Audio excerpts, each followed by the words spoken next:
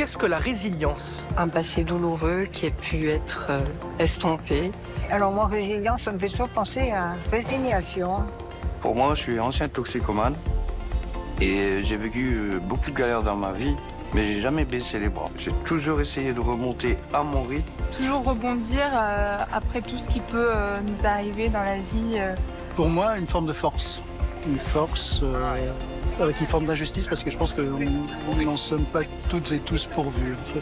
Qu'est-ce qui vous a aidé à tenir, à ne pas lâcher? Mon entourage, puis c'est de trouver, je pense, aussi une raison de tenir. Donc si c'est pas pour nous, ça peut être pour les autres. Je pense à une espèce d'amour inconditionnel envers moi. Pensez-vous que tout le monde soit capable de se relever après une épreuve? Non. Je pense, oui. En fait, c'est humain. Non. Je le souhaite en tout cas à tout le monde.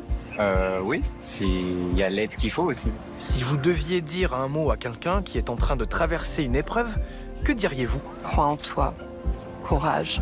D'espérer, d'avoir la foi. Ouais, crois à la vie et puis baisse pas les bras, il verra, tu seras servi quoi qu'il arrive, quoi. Bonjour et bienvenue dans ce nouvel épisode de Ma Foi, l'émission qui parle de la foi chrétienne et qui pose des questions sur de grands thèmes de société. Aujourd'hui, nous parlons de résilience, celle qui nous permet de traverser les épreuves et de nous relever après les chutes. Une force discrète, souvent invisible, mais essentielle. Mais la résilience, est-elle innée? Pour le savoir, nous avons mené notre enquête. La résilience, cette capacité à se relever, à tenir debout malgré les coups. Un peu plus tard, nous irons à la rencontre de Yusra Katofer, céramiste passionné par l'art japonais du kintsugi. Cette technique qui répare les fissures des objets cassés avec de l'or. Un écho à la résilience qui transforme les blessures en beauté. Je pratique le kintsugi, c'est l'art de réparer les fissures et les brisures avec de l'or. Et pour m'accompagner tout au long de cette émission, j'ai le plaisir d'accueillir Bruno Dalpalu. Psychologue, auteur et conférencier, Bruno Dalpalu a fondé l'approche de l'EMET-analyse, avec laquelle il accompagne depuis des années de nombreuses personnes. Bruno, bonjour. Bonjour. Plaisir de t'accueillir ici. Merci. Il était question dans le micro-trottoir d'un thème qui t'est cher, celui de la résilience. Et puis on voit que c'est lié pour les personnes à des parcours de vie divers et variés. Avant qu'on aille plus loin, moi j'aimerais connaître le tien de parcours. Qu'est-ce qui t'a mené à la psychologie? Qu'est-ce qui t'a mené à toutes ces réflexions sur l'être humain et puis sa relation à Dieu aussi, puisque c'est un objet d'étude pour toi? Ce qui m'a amené à la foi, c'est que dans un premier temps, ma mère était bonne de curé. Et donc, j'ai baigné dans le catholicisme d'abord. Et puis, comme je le dis souvent, j'ai fait ma propre réforme. Je suis devenu protestant parce que je me sentais mieux dans ce type d'église. J'ai commencé par les églises évangéliques, puis ensuite j'ai été dans les églises réformées. Et aujourd'hui, je prends mon temps pour écrire des livres. Ceci dit, j'ai ma formation de base. Quand j'ai compris que mon père, qui était, comme beaucoup d'Italiens, était maçon, je l'ai vu trimer sur les chantiers, etc., je me suis dit, je ferai jamais ça. Et donc, je vais faire des études. Et j'ai fait beaucoup d'études, jusqu'à devenir docteur. Mais j'avais une triple formation, Sciences Po, psycho et ethno. Ah oui, et puis, donc, quand je suis sorti de mes études, je suis d'abord j'ai pratiqué la science politique en étant directeur d'un bureau d'aide sociale.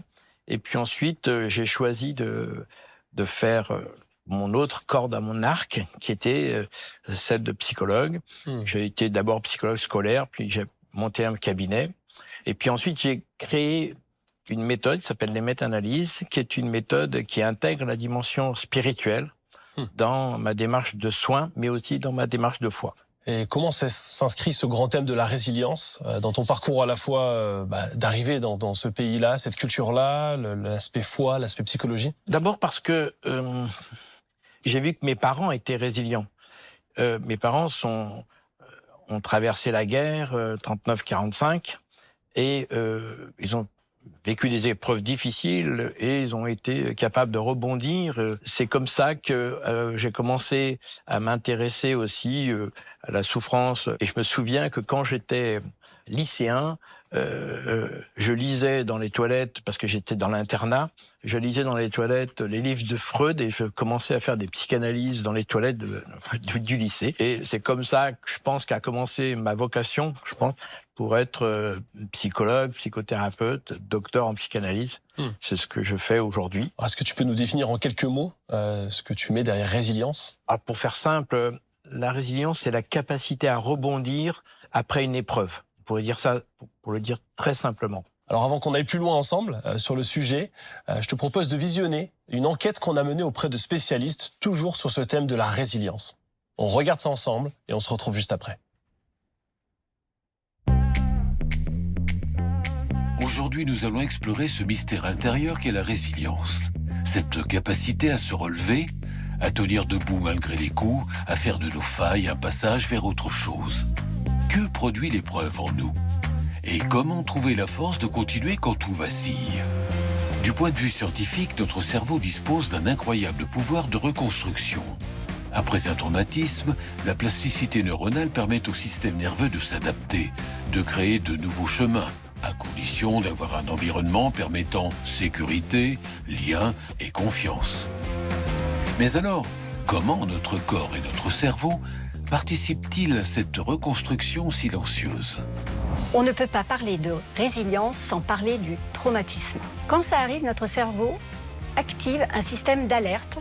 La mémoire est à ce moment-là touchée et désorganisée. Après le choc, le sujet peut ressentir des symptômes physiques comme des frissons, des palpitations, des sueurs froides. Mais quelques jours et quelques semaines après, apparaissent d'autres symptômes plus psychologiques.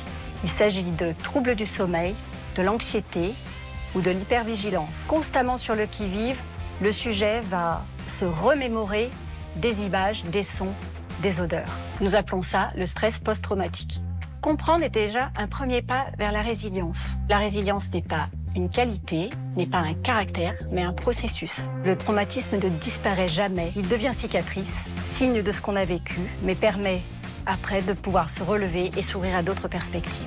Mais la résilience n'est pas qu'un phénomène biologique. Pourquoi certaines personnes, face à la même épreuve, s'effondrent quand d'autres se relèvent, apaisées, parfois même transformées? La résilience interroge notre manière de faire face à la vulnérabilité, mais aussi sur notre façon de donner sens à ce que nous vivons. Elle ne dépend pas seulement de nos mécanismes biologiques, mais aussi de notre regard, de notre choix, de notre foi, parfois. Et si se relever, c'est aussi un acte de liberté intérieure? Et si c'était choisir de ne pas nous réduire nous-mêmes à ce qui nous est arrivé? La première chose à retenir à propos de la résilience, c'est qu'elle ne se confond pas avec la résignation. La résignation est un état du moi dégradé, à la suite, sans aucun doute, du choc traumatique. Un moi qui en reste au niveau de la vie subie. La résilience, au contraire, c'est la prise de conscience réfléchie ou intuitive, le questionnement sur soi, sur ce que l'on est, sur l'état de petite mort que l'on traverse pour pouvoir se reconstruire, pour pouvoir reconstruire ce moi et le réaffirmer. La résilience, c'est donc un phénomène salvateur. Se relever, ce n'est pas redevenir comme avant. C'est avancer avec les cicatrices, mais aussi avec une sagesse nouvelle. Dans la tradition chrétienne, la croix n'est pas la fin, elle est le seuil. Le Christ, relevé dans son corps blessé, nous rappelle que de la souffrance peut renaître la vie. La résilience, c'est cela, un chemin de profondeur, une confiance en l'après, quand bien même tout semble s'effondrer. Alors Bruno, dans l'enquête, il est question de résilience comme une force cachée. Qu'est-ce que tu en dis, toi? Alors, oui, je pense que c'est une force. Comme je le disais tout à l'heure, la résilience, c'est ce qui crée la solidité du moi. Hein. On parle souvent dans l'enquête justement du moi. Et donc, effectivement, c'est une force qui nous permet de rebondir sur les épreuves, qu'elles soient petites ou grandes. Donc, si on n'a pas cette capacité-là, c'est beaucoup plus compliqué de vivre dans l'ici et maintenant. Et tu dirais qu'on est résilient aujourd'hui au XXIe siècle? Alors, non, je crois que même c'est un mal du siècle. C'est-à-dire que nos enfants sont trop aimés. Qu'est-ce que tu entends par là? Dans un de mes livres, je cite ma mère. Elle me disait, chaque fois que j'avais un petit bobo, elle me disait, toi, tu aurais besoin d'une bonne guerre. Je trouvais ça abominable, je trouvais ça d'une maltraitance. Mais aujourd'hui, je pense le contraire. Je pense qu'elle avait raison. C'était une façon de dire que elle qui a connu ces épreuves-là, elle qui est devenue résiliente, eh bien, nous disait que on va pas s'attarder sur des petits bobos, sur tous les petits cailloux. Elle avait conscience de pas nous enlever tous les petits cailloux qu'il y a sur le chemin, parce que c'est précisément ça qui nous permet d'être résilients et de pas s'effondrer. Lorsque nos enfants sont, comme je le disais tout à l'heure, coucounés, le risque, c'est qu'ils ne soient pas suffisamment résilients devant des épreuves, parfois même des épreuves scolaires. Lorsqu'il y a des mauvaises notes, etc., ils s'effondrent. À la fin de l'enquête, on voit le lien entre la foi, la résilience. Il est question de ce chemin de croix. Ça te parle, j'imagine, toi qui es aussi un homme de foi? Oui, le chemin de croix, c'est un chemin de croissance. Dans croissance, il y a croix et le sens de la croix. Eh bien, je crois que Jésus nous a montré le chemin. Précisément, lui, il n'a pas refusé. Et tout le chemin de croix, c'est précisément une façon de dire que pour ressusciter, pour être soi-même, il faut accepter qu'on en passe par ces épreuves-là. Évidemment, il ne faut pas les provoquer. On n'est pas dans la maltraitance. Mais en tous les cas, il ne faut pas chercher à les éviter. Je crois que Dieu n'est jamais dans le coup, mais il est dans l'après-coup. Il est là pour nous aider à dépasser cette épreuve, à nous réconcilier avec la vie, nous réconcilier parfois même avec la foi. Et c'est ça qui fait que du coup, on avance. Donc, le Christ comme un exemple de résilience, qui nous aide à la fois à l'accueillir et à la traverser. Exactement. Le Christ, c'est la figure parfaite de la résilience qui nous montre qu'on peut ressusciter après une épreuve aussi dramatique que la croix. Bon, toute proportion gardée, on n'en est pas là, mais lorsque nous passons nos petites épreuves, on peut rebondir, et c'est ça le principe de la résilience. Alors, ce que je te propose, c'est de continuer notre voyage sur ce thème de la résilience et de voir le rôle de la foi là-dedans. Et puis, on va faire une pause avec Yousra. Yousra, elle a la particularité de travailler l'art du kintsugi. Ah oui. Et tu verras, il sera question aussi de son parcours et de comment elle a vécu la résilience avec l'aide de Dieu. C'est une belle métaphore. On regarde ça ensemble et on se retrouve juste après.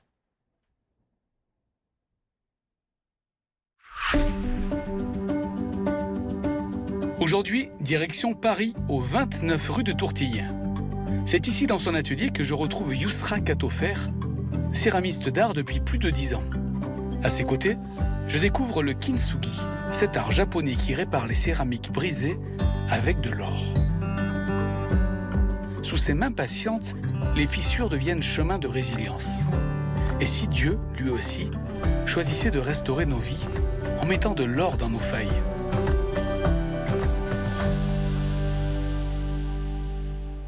Bonjour Yousra. Bonjour Damien. Content de te rencontrer. Moi aussi. Alors je rêve, ça sent déjà la terre ici.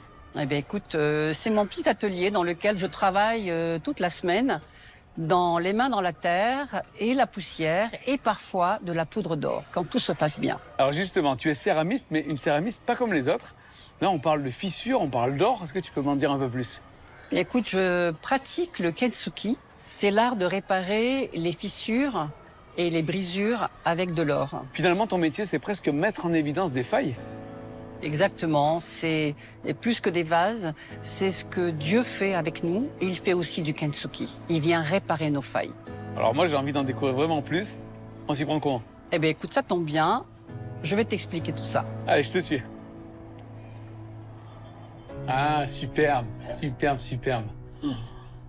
Et donc voilà, tu as plusieurs pièces de kintsugi qui sont là, avec des émaux différents. Superbe. Et là, j'en vois un tout simple, un bol. Celui-là, c'est un vase, oui, effectivement, un vase tout simple. Eh bien, il ne va pas rester comme ça très longtemps. Comme nous tous, à un moment donné, on se casse. Wow! Ah ouais. D'accord, c'est direct, ça commence comme ça. Oui, c'est toujours un choc, on s'y attend pas. Et c'est comme ça dans la vraie vie. Tu veux dire qu'à un moment ou à un autre, tôt ou tard, on finit par se briser? Ben oui, hein, la vie nous amène ses difficultés, son lot de souffrances. On se fendit, on se brise. Moi, j'ai vécu un drame quand j'avais 18 ans. En fait, j'ai perdu mon frère. Un fou s'est mis à tirer de sa fenêtre et mon frère passait par là. À partir de là, j'ai un peu sombré, j'ai commencé à prendre des anxiolytiques. Et un jour, j'ouvre la porte de chez moi. Mes voisins de palier sortent à ce moment-là. Et je ne sais pas pourquoi, j'ai entamé une discussion avec eux. Ils m'ont parlé de Jésus. J'avais jamais entendu parler de Dieu vraiment. Ils ont ouvert la Bible et ils ont commencé à me présenter qui était Jésus, pourquoi il était venu sur cette terre, pour pardonner les péchés, pour guérir les cœurs. Et moi, dans ce moment, la seule chose que j'avais retenue, c'était « il vient guérir les cœurs ». Je suis rentrée dans ma chambre. Et puis, pour la première fois de ma vie, je me suis mise à prier. J'ai dit « écoute, on m'a dit que tu entends et que tu es capable de guérir mon cœur ». Et à ce moment-là, j'ai vraiment senti avoir été entendue. Et ça a été le début de ce travail de guérison et de résilience. Dieu n'efface pas. Il vient pas avec une gomme et il efface nos blessures, mais il les apaise. Aujourd'hui, tu peux regarder tes blessures, tu en as le souvenir, mais tu n'en as plus la brûlure. Tu n'en souffres plus. Ben maintenant, on va ramasser. Allez, ramassons. Ben voilà, c'est ce que Dieu fait avec nous. Il ne jette rien, il ramasse tous les morceaux de notre vie et il reconstruit notre histoire. Ça, c'est le début du Kintsugi, c'est le processus de la résilience. Bon, ben c'est une nouvelle étape. Maintenant, on va commencer à coller. Ouais. Voilà. Alors, comment on s'y prend? Eh bien, on va commencer à faire de la glu.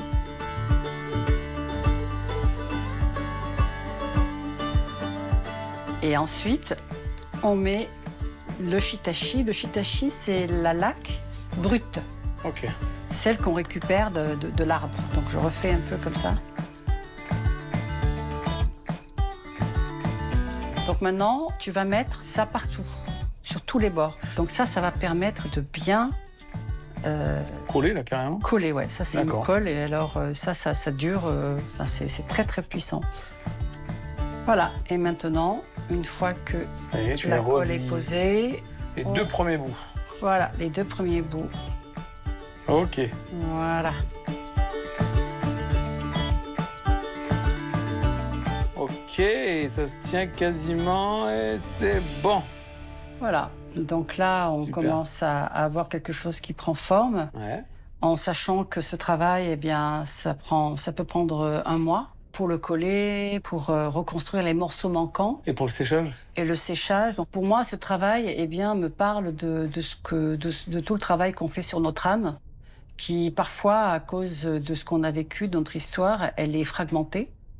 Donc il manque une pièce au vase, il y a une grosse béance, enfin ça se sentira en fait. Il y a un grand manque. Et la personne ressent ce manque en elle. Elle sait qu'elle n'est pas entière. Toi-même, dans ton vécu, qu'est-ce qui a été ce manque-là?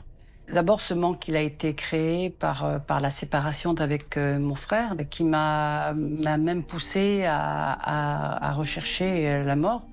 Dieu est venu et il a reconstruit tout ça. Il a reconstruit ce morceau qui était manquant. Alors tu me dis que ça prend du temps, ça a été pareil pour toi? Écoute, ça prend toute une vie en fait. Dieu, en tous les cas, nous recolle de façon à ce qu'on puisse fonctionner.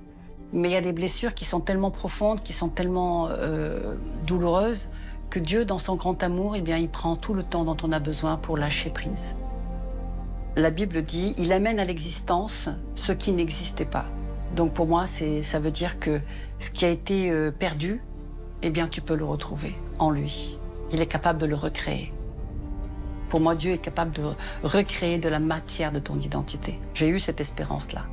Je sais que mon identité a été reconstruite. Et aujourd'hui, quand je vois la femme que je suis, c'est pas celle que j'étais avant. Et vraiment, je rends grâce à Dieu pour ça.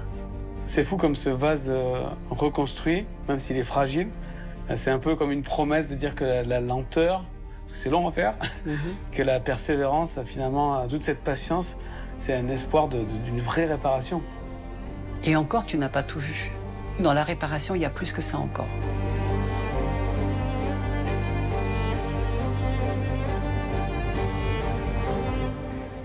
Bah, écoute, on pourrait se mettre là pour terminer le travail, si tu veux. Allez. Et bien voilà, là on est dans la phase du processus et là il y a quelque chose de sacré. C'est le moment où on pose l'or? Exactement, c'est là où on va aller sur les blessures et on va poser d'abord de la laque rouge. Quand on va saupoudrer l'or, eh bien cette laque elle va absorber. Alors, tu veux le faire, Damien? Avec plaisir, je veux le faire. Mais Ok. bien sûr. Alors, je te laisse prendre déjà. Délicatement. Hein, on va mettre un tout petit peu de laque comme ça. Je te laisse le faire. Donc, je te laisse reprendre et étaler. Ok. Donc là, c'est le rouge sur la blessure. C'est comme finalement si Dieu venait habiter exactement à l'endroit de nos blessures. Exactement. Dieu ne veut pas cacher nos blessures. Au contraire, il veut qu'elles restent visibles, mais elles sont apaisées. Voilà. Et maintenant, on va pouvoir mettre l'or, qui est le clou final de notre processus. Je vais te montrer et tu vas le faire après à ma place. Alors, tu prends de la poudre avec le pinceau et tu arrives là et tu tapotes. Voilà. À toi. Merci. Donc, tu tapes dessus. Hein. Ouais. Voilà. Et puis après, tu ramènes avec ton pinceau. Et tu vois, là, maintenant, la blessure a été recouverte par l'or. Ouais. C'est beau, hein? Je trouve ça merveilleux, cette étape, elle est juste extraordinaire. Ouais. Dieu ne recouvre pas nos blessures, mais il les met en valeur pour donner du poids et un prix à ce que nous avons été et ce que nous sommes aujourd'hui. Alors voilà, maintenant, je vais te laisser nettoyer pour révéler le travail que nous venons de faire. Directement sur la feuille? Oui.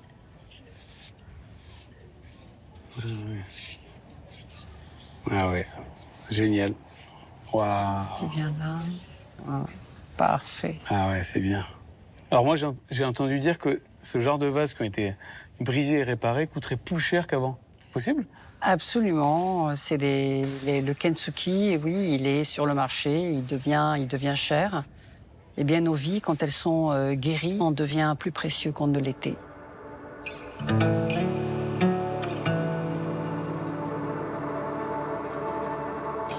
Quand les justes crient, l'Éternel entend, et il les délivre de toute leur détresse.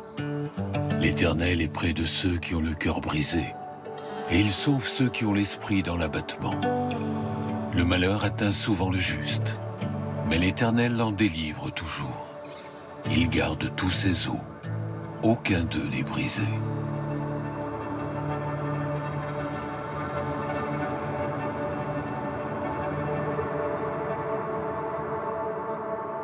Merci beaucoup Yousra, merci pour ce temps précieux passé avec toi et puis merci pour cet art, tout ce que tu m'as fait découvrir. C'est toujours un plaisir pour moi de pouvoir témoigner de ce que Dieu fait dans les cœurs, même quand les cœurs sont brisés.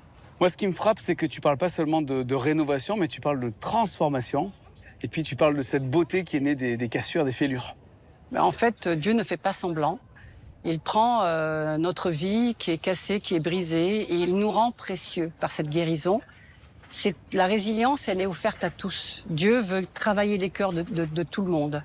Il veut pouvoir aller en profondeur. Si tu acceptes de marcher avec lui, si tu acceptes qu'il entre dans les profondeurs de ta vie, il va pouvoir extraire ce qui t'a fait mal et en faire quelque chose de très beau. Et puis merci de nous rappeler que Dieu veut nous apprendre à vivre avec nos cicatrices plutôt que d'essayer de passer notre vie à les effacer. En fait, Dieu se glorifie. Il ne met pas la lumière sur quelque chose qui est lisse et parfait, mais justement, il va dans l'imperfection et il met de l'or sur nos failles. C'est ça la puissance de la résilience.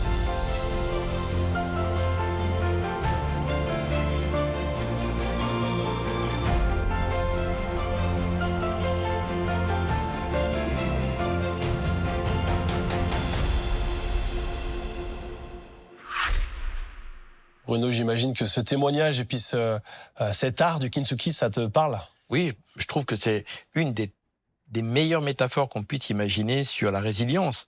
Puisque le principe, c'est de dire que ce qui nous casse n'est pas une fatalité. On peut rebondir et parfois même faire en sorte que ça soit plus beau après. Le verset qui résume tout l'évangile, à savoir Romains 8, 28, c'est-à-dire tout concourt au bien de ceux qui aiment Dieu. C'est-à-dire que même une épreuve, eh bien, ça peut aussi concourir à notre vie, à notre façon de ne pas survivre, mais de vivre vraiment, puisque pour moi, Jésus, c'est le chemin et la vie, et pas seulement la survie. Alors pour le croyant, l'épreuve, finalement, c'est pas juste une fatalité ou une sorte de malédiction, mais ça peut être une occasion de croissance, c'est ça ? C'est ce qui fait, j'allais dire, notre plus de chrétiens, en tout cas. C'est ce qu'on trouve déjà dans la Bible.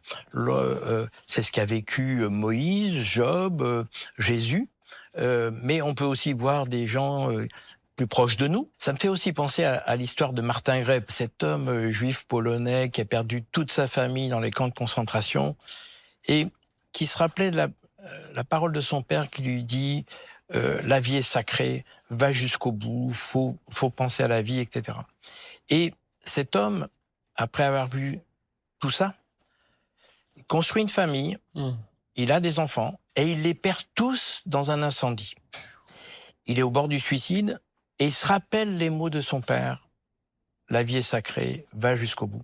Et il recommence à construire une autre famille. Pour être résilient, c'est pas inné. Il nous faut des tuteurs de résilience. Et là, on voit bien que ce père, à Martin Gray, a été son tuteur de résilience qui lui a permis de rebondir. Et ça me fait penser aussi aux béatitudes. Très souvent, on traduit les béatitudes « heureux les pauvres ». Il y a d'autres traductions et qui me paraît plus juste. C'est « debout les pauvres ». Alors, ça veut dire quoi? Ça veut dire que, allez, les pauvres, on va rebondir sur notre difficulté, etc. Et je pense que quand on traduit les béatitudes par « debout », c'est aussi une belle métaphore sur la manière dont on voit que la foi peut nous rendre encore plus résilients. D'où l'importance pour les croyants de s'attacher à ces paroles du Christ, comme les béatitudes dans les évangiles, pour tenir. Et alors, est-ce que ça rend invincible ces paroles-là? Ah non, ça ne rend pas invincible. Le fait d'être résilient, ça nous rend plus forts devant l'épreuve, mais ça ne nous rend pas incassables. Boris Cyrulnik a fait un livre qui s'appelle « Merveilleux malheur » où il parle de Marilyn Monroe, de Dalida, etc., qui ont toutes été résilientes, toutes ces personnalités, mais qui finalement, quand il y en a trop, il y en a trop. Et alors comment Dieu s'y prend pour nous aider à traverser ces épreuves, ces souffrances, ces chocs? Jésus nous a laissé son Saint-Esprit, qui est le consolateur, justement. Eh bien, pour moi, c'est la parole. C'est celle qu'on trouve dans les évangiles, et notamment dans la lettre de Pierre, la première lettre de Pierre. La référence est exactement 1 Pierre 5, 10. Si tu veux bien, je vais te la lire. Ah, on y va. Il dit « Le Dieu de toute grâce, qui vous a appelé en Jésus-Christ en sa gloire éternelle, après que vous ayez souffert un peu de temps, vous perfectionnera lui-même, vous affermira, vous fortifiera, vous rendra inébranlable. C'est une façon de dire que le combat est déjà gagné. C'est-à-dire que c'est une façon de nous montrer que nous avons les armes pour pouvoir continuer à vivre et non pas à survivre. C'est ça, pour moi, ce qui fait la particularité de la figure de Jésus, qui est le chemin pour passer de la survie à la vie. Et donc, c'est pour cette raison-là que non seulement le combat est gagné, mais on a les outils pour le gagner. Merci Bruno pour ces échanges et puis cette invitation à se saisir des armes que Dieu nous propose pour tenir, pour vivre, comme tu l'as dit, et puis les yeux tournés vers une espérance glorieuse. Merci à toi. Merci à vous d'avoir suivi cette émission depuis chez vous. J'espère que vous avez passé un bon moment en notre compagnie. Et n'oubliez pas que vous pouvez nous retrouver sur les réseaux sociaux, sur la plateforme France.tv pendant un mois, en espérant vous retrouver dès la prochaine fois.